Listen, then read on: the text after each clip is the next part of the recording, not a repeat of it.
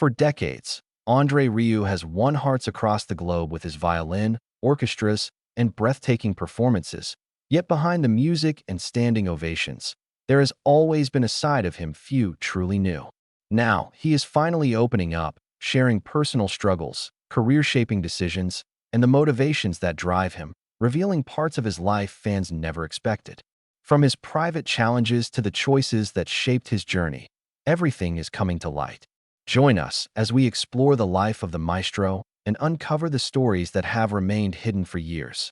Andre often stood inside his Maastricht home, gazing over the old streets, feeling that his life was still burning with energy and passion.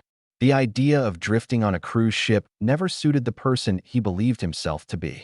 He did not want a slow, quiet life or long days of rest. Every day, he reached for the stage. Even when he allowed himself short breaks, they were brief. Each year, he traveled with his family to Rome for just 3 days, savoring peaceful moments before returning to full schedules, rehearsals, and new plans. Retirement was never an option for Andre. His mind constantly overflowed with ideas, often faster than he could turn them into performances. He would half-jokingly, half-seriously say he was only halfway through his journey and could live to 140, showing the hope and energy he still carried within. He imagined new tours, new cities, and ways to make every concert shine brighter than the last. Yet the truth began to weigh on him. His body could no longer match the energy of his ambitions. After each performance, sleep was hard to come by, and long sleepless nights became risky. Still, he kept moving because the music inside him would not fade. When the world shut down during lockdown, Andre faced a different kind of struggle. Every concert hall closed, every tour halted, and he was left in a silence heavier than he had ever known. Those months felt like pure torture. Without violins, crowds, or the rush of performing, his life felt unusually empty. To occupy the long days, Andre turned to the kitchen and began baking. At first, it was simply a way to pass time, but it soon brought comfort. Late at night, when sleep eluded him, he watched baking videos and learned new tricks and recipes, experimenting with flavors and shapes. Slowly, his kitchen filled with warmth, bringing life back to his home. He shared some of his creations online, delighting fans who loved seeing him in such a simple, human moment far from the stage. This hobby allowed people to see a different side of him, closer and more personal than ever before. That small passion even led to an invitation to appear on the Dutch version of the Great British Bake Off, where viewers watched him bake with the same concentration he brought to his performances. Some joked he was preparing for a second career, but for Andre, baking was about relaxation, reflection, and breathing during a difficult time. Yet his heart remained with the violin. Eventually, he realized he could not maintain the same grueling pace forever. Long flights and demanding tours became harder, but he still wanted to bring music to those who loved it. No kitchen could replace the feeling of standing before thousands, with music soaring all around him. So, he began crafting a new rhythm for his life, imagining shorter tours, fewer trips abroad, and more evenings at home. That change did not weaken his passion. It allowed him to continue performing without losing his strength. His goal stayed the same: to share beauty, joy, and emotion with every listener. Andre's work in classical music remained rare and luminous, combining famous pieces with melodies that made audiences laugh, cry, and feel deeply. People of all ages and countries gathered because he made music feel alive and belonging.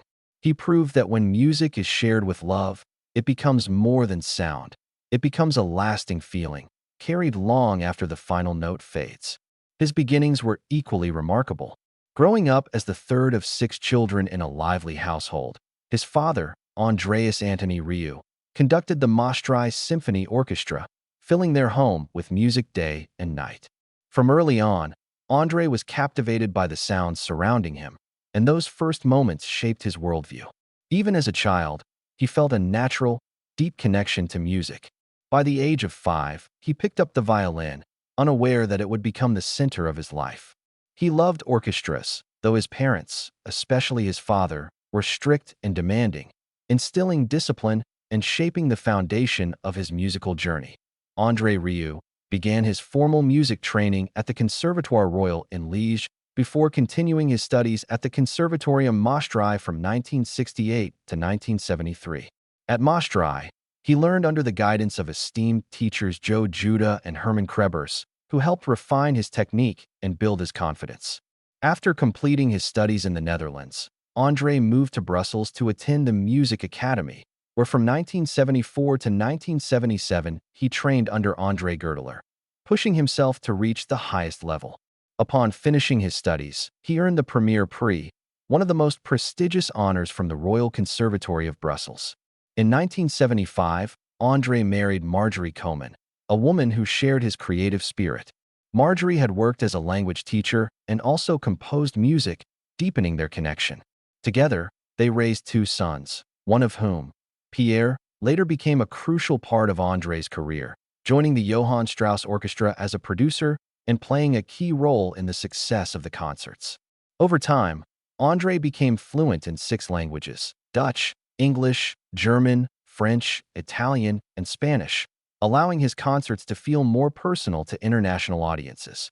He made his home in MRE, choosing a charming medieval castle that once belonged to Charles de Bat-Castelmore, the legendary D'Artagnan, a choice that reflected his love for elegance and history. In 1987, Andre founded the Johann Strauss Orchestra, which initially had only 12 musicians. Their first concert took place on January 1, 1988.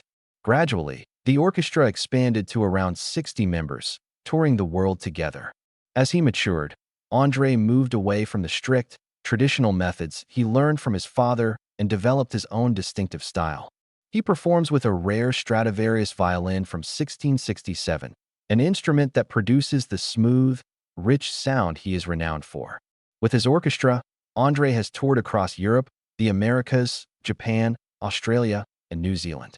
In 2008, he even brought a full-scale replica of Empress Cécé's castle, creating one of the largest traveling stages in concert history. By 2016, his estimated net worth reached approximately 25 million euros. For decades, Andre has provided unforgettable musical experiences, bringing joy, excitement, and color to millions of fans worldwide. He became famous for his beautiful violin playing, warm stage presence, and the emotional depth of his performances. As the leader of the Johann Strauss Orchestra, he united people across generations and countries. His concerts always felt like celebrations of life, full of energy, humor, and beauty. Behind that impressive public image, however, Andre carried a personal story few knew. For years, he believed nothing could slow him down. He took pride in never canceling a concert due to illness and often joked that jet lag did not affect him, despite flying between continents almost every week. Andre worked harder than most could imagine, pushing himself through long tours and constant rehearsals to bring music to the world. Everything changed for Andre Rieu during a pivotal moment in 2024, marking the beginning of a serious health issue that took him completely by surprise. He never expected to face something so powerful, something that almost brought his fast-paced life to a sudden stop. Every detail had been meticulously planned for his long-awaited return: stage lights, travel arrangements, and every small element double-checked. After 6 years away, Andre was finally returning to Mexico, a country where he had always shared a deep connection with the audience. Excitement in the air was palpable, as fans who had waited years for another chance to see him rushed to secure tickets, which sold out almost immediately. The first 2 concerts in Mexico City were filled with energy, joy, and the rich, full sound of his music. The crowd cheered loudly, and Andre felt a wave of gratitude as he took the stage once more. Yet that joy was short-lived. Less than 24 hours after the second concert, everything changed. Andre's health suddenly collapsed, shocking everyone, including himself. In the middle of the night, he woke to an overwhelming dizziness, the room spinning around him in a slow, frightening swirl, leaving him unable to understand what was happening. By morning, he felt weak, unsteady, and completely drained, as though something inside him had given out after years of relentless pressure. Looking back, it was clear that his schedule leading up to the tour had been far too demanding. Andre had pushed himself through the production of a DVD while also taking intensive Spanish lessons to prepare for the Mexican tour, leaving his days packed from morning to night without any rest. For years, he had believed his passion, determination, and positive mindset could keep him strong, often saying that music carried him through any challenge. But now, he was forced to confront a truth he had long avoided. After consulting several doctors, Andre was diagnosed with a vestibular nerve infection, a condition affecting the inner ear and controlling balance. The realization that even a small infection could make the world spin was shocking. Suddenly, he could not walk without stumbling, turn his head without feeling sick, or stand under stage lights without losing his balance. It was a condition he could not ignore or push through. It demanded serious, focused recovery. The diagnosis forced Andre Rieu to do something he had rarely done in his life: cancel tours. Entire performances in Australia and the United Kingdom had to be called off. For someone who loved performing above all else, and who carried the responsibility of a large orchestra, staff, and crew, this news was devastating. Not only for his love of music, but also for the fans who had eagerly awaited his shows. Doctors told him he needed 6 months of rest, a period that felt impossibly long for a man used to nonstop work. To make matters more stressful, Andre underwent a brain scan to rule out other serious conditions, including the possibility of a tumor. The results came back clear, offering relief, but the fear he felt during that period remained with him. News of the cancellations spread quickly, breaking the hearts of fans who had waited years to see him. Behind the scenes, however, the emotional burden weighed heavily on the entire team. Andre's son, Pierre, later explained that the problems had begun even before the first concert. The long flight to Mexico had exhausted him, and his body simply could not recover fast enough. The stress accumulated quickly. What started as fatigue and pressure escalated into a serious health crisis. Andre had only one short day to rest before the first performance, which was far from sufficient. His body had been signaling warning signs for weeks, but he had kept pushing forward. Eventually, his strength gave out. This was not mere exhaustion. Andre was seriously ill, and each passing hour worsened his condition. With the situation becoming critical, Pierre and the team made the difficult decision to cancel the remaining tour dates and arrange an immediate flight home. It was a painful choice, given all the preparation and anticipation, but it was necessary. Andre's health had to come first, even if it disappointed thousands of fans. Everyone agreed that protecting him from further harm was more important than any performance. The sound of silence fell over his life. Andre stepped away from the concert stage far earlier than anyone expected.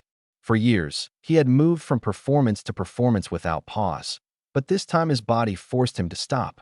At the airport, boarding the flight back to Maestro, he felt a weight he had never experienced before. His body demanded rest, and he finally realized he could not continue as he always had. Returning home to his wife Marjorie, the signs were impossible to ignore. He briefly considered rescheduling shows or adjusting dates, but the thought faded immediately. His energy was too low to pretend otherwise. Andre had always taken pride in caring for his body, but age was catching up in a way he had never felt before. This time, his strength did not rebound. In the past, he had pushed through minor illnesses, performing even when weak, battling fevers, fatigue, and full days of travel. In Mexico, however, his legs shook in a frightening way, and he feared he might fall in front of thousands. That fear stayed with him. It was the first time his body had truly forced him to slow down. He could not ignore it, and he could not will himself through it. During recovery at home, supporters from around the world sent messages, letters, and advice to lift his spirits. One person from Australia suggested simple balance exercises to help him regain control, which he followed diligently every day, moving his feet slowly, focusing his eyes, and standing on one leg. It took time and effort, but after months, his balance began to improve. This period at home also gave him a chance to rethink his life. He realized he had been swinging between extremes, either giving everything to work or collapsing into complete rest, with no steady rhythm in between. He also recognized that many tasks he had taken on over the years had nothing to do with music, filling his schedule with openings, speeches, and paperwork that drained him without offering joy. Andre created 2 lists, one with things that brought him happiness, which remained small and simple, with music at the center and family close beside it, the other with everything that exhausted him. He decided to let go of those obligations that took him away from what he loved most. Even as his strength returned, the illness left its mark. For concerts had to be canceled, leaving many fans who had waited months disappointed, a painful reminder of the cost of pushing too far. Some fans had traveled across countries, hoping to see him perform live. While tickets would be refunded, the concerts could not be rescheduled. Andre understood that he could no longer push himself through exhausting travel the way he once had, and his team recognized this as well. Shows that were still planned in countries like Chile, Argentina, and Colombia made him rethink the future. Long tours could no longer be scheduled years in advance. Instead, the team began planning year by year, giving more room between trips and protecting his health. Andre knew that preserving his strength was essential if he wanted to continue making music in the years ahead. Even if distant shows became rare, fans could always find him in Maestro. The summer concerts at Vrito Square remained the heart of his work, offering a warmth and connection he couldn't experience anywhere else. Familiar streets and the bond with the audience allowed him to focus completely on the music. Performing there reminded him why he had chosen this life in the first place. Even as he adjusted to new limits, he held on to the part of his work that gave him purpose, a life devoted to music. As days passed, everyone anxiously waited for signs of improvement. Nearly a week later, Andre began to feel some relief, but the experience had already changed the way they approached everything. For Pierre, who had supported his father through years of travel, rehearsals, and performances, the lesson was clear. Their old ways could not continue. The sudden illness had shaken him deeply. He realized that constant travel, back-to-back shows, and a tight schedule were no longer safe. Mexico would not be part of the tour again until at least 2025. When they eventually returned, everything would need to be slower, more thoughtful, and better planned. With longer gaps between shows and more time to rest at Andre's age made these adjustments urgent.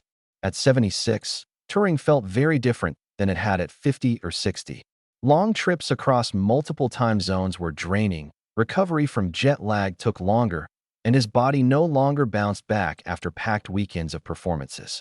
Even before the illness reached its worst point, Andre had noticed something was off during the second concert in Mexico City.